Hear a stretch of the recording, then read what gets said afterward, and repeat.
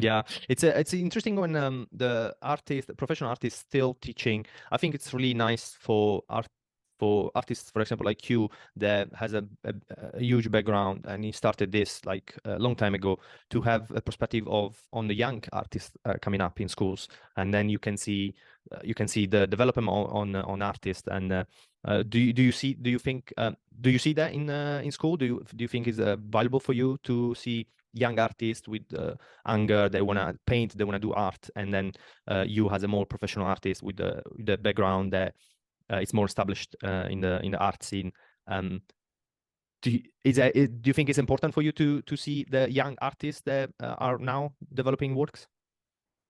Yeah, it's important. It keeps me also fresh because they Mm, really have a different view on the world, and so I'm really more in the yeah in their context too, and get and think about how they perceive the world. So that's really interesting. mm, Yes, nice, great. it keeps Yeah, fresh in a way. So yeah, it's really special.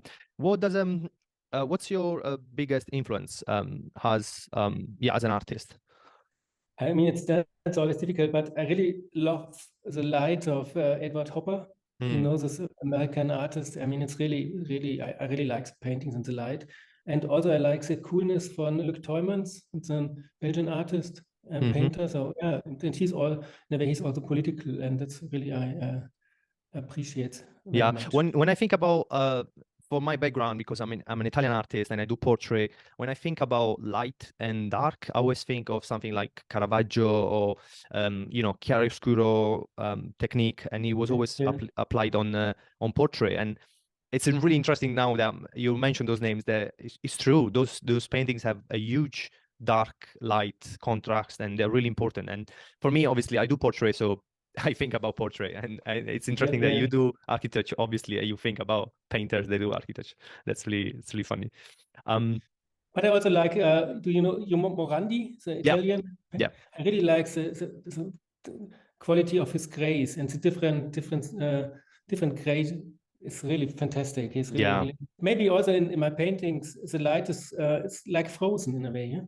Mm, yeah, So they capture the moment. And yeah, yeah, sometimes it's funny that when I do when I see a painting that I did uh some time ago, a long time ago, I kind of remember the moment of when I was painting, and it's the connection with like memories between the painting that's now finished in the present with the but there is the whole past, and then you can connect with the past when you were painting.